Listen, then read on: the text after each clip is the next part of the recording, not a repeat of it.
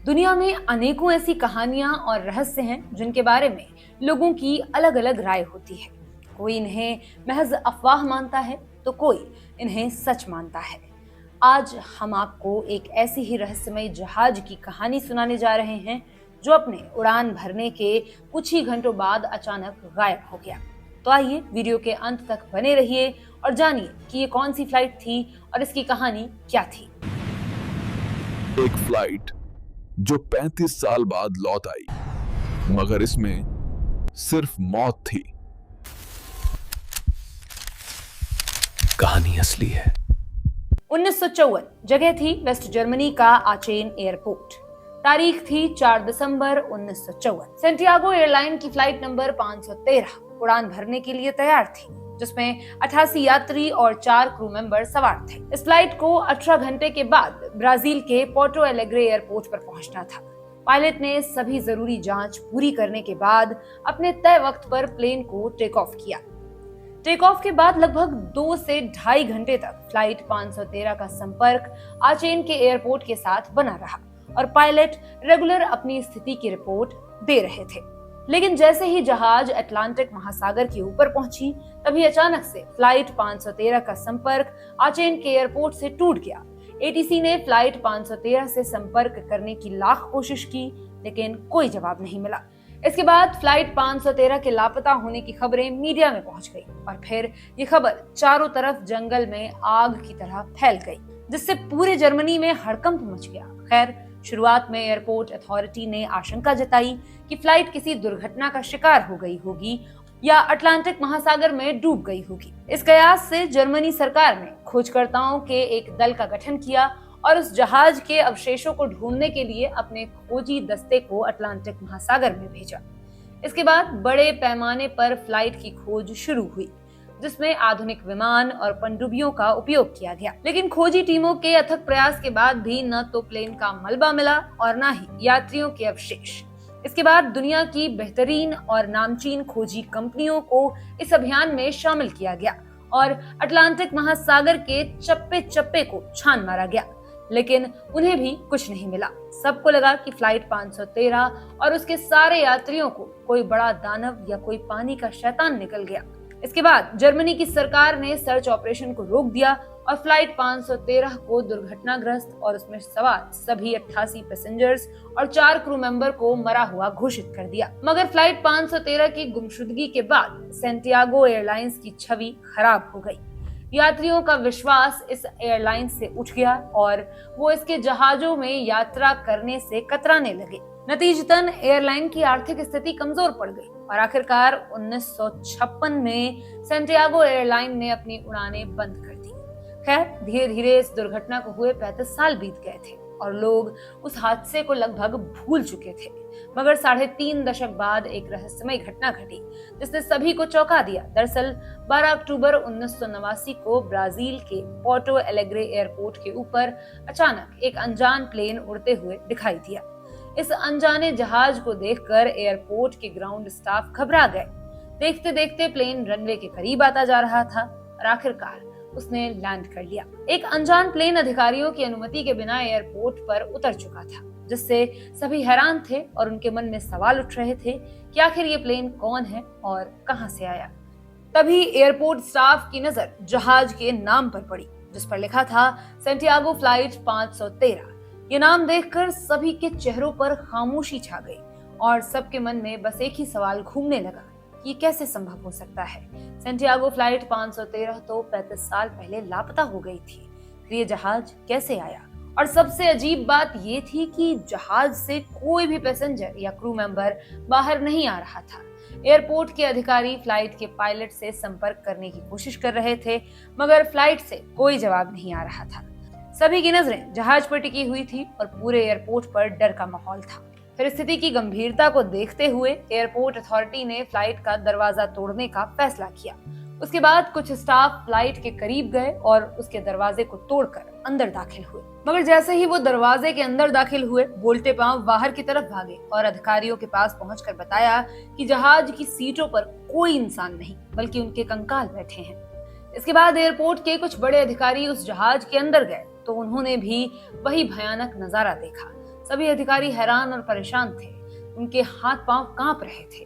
फिर अधिकारियों ने कॉकपिट का दरवाजा खोला तो देखा कि दोनों पायलट भी कंकाल में बदल चुके थे। ये नजारा इतना डरावना था कि वो सब चीखते हुए कॉकपिट से भागे।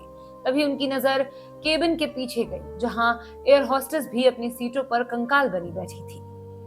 जहाज के अंदर का नजारा इतना खौफनाक था कि अधिकारियों की सांसें अटकी हुई थी।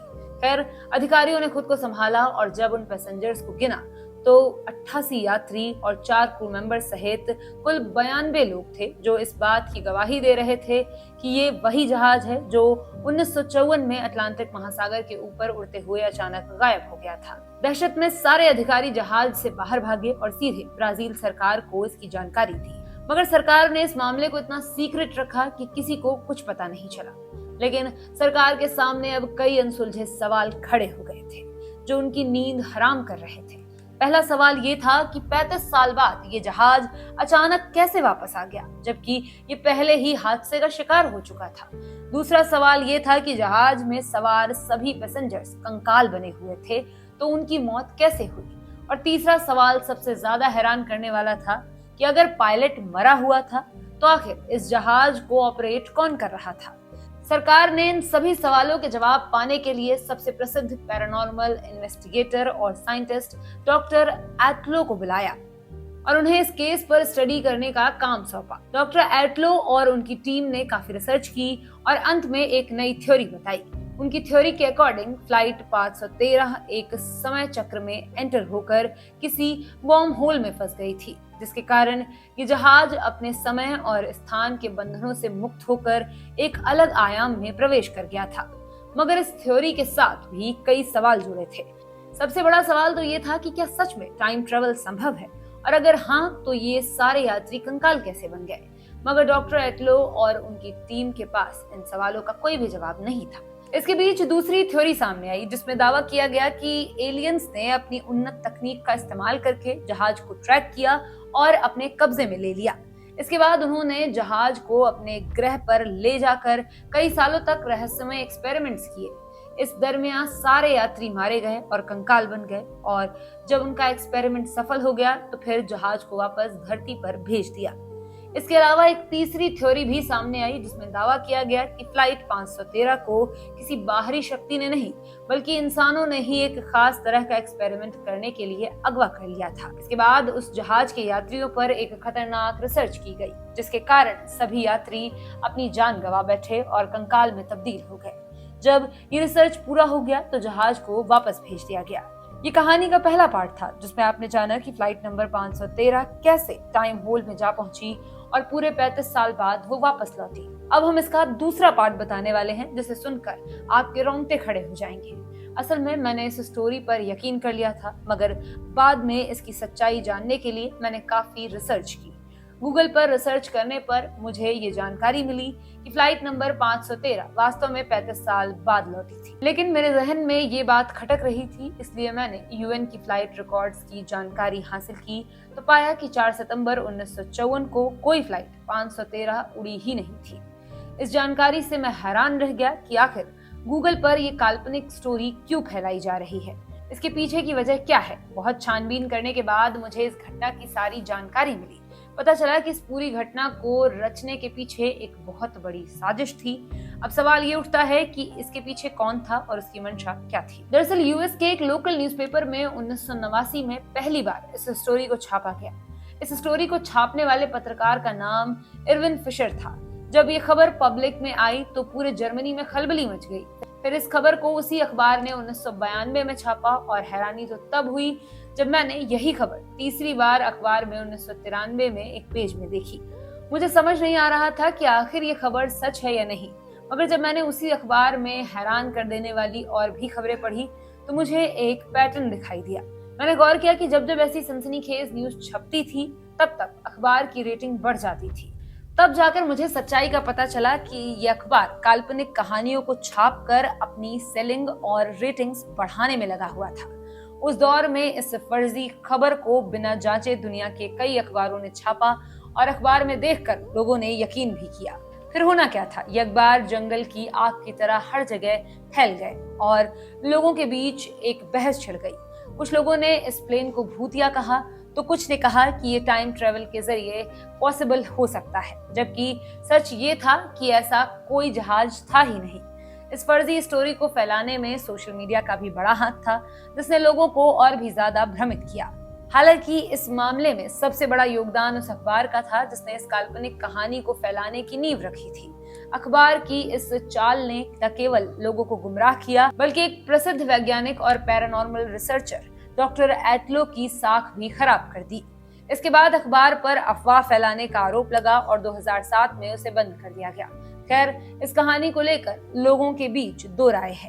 कुछ लोग इसे सच मानते हैं और कुछ लोग ये भी कहते हैं कि ब्राजील की सरकार ने इस रहस्यमय जहाज की लैंडिंग की कहानी को जानबूझकर छिपाया ताकि लोगों में डर का माहौल न बने।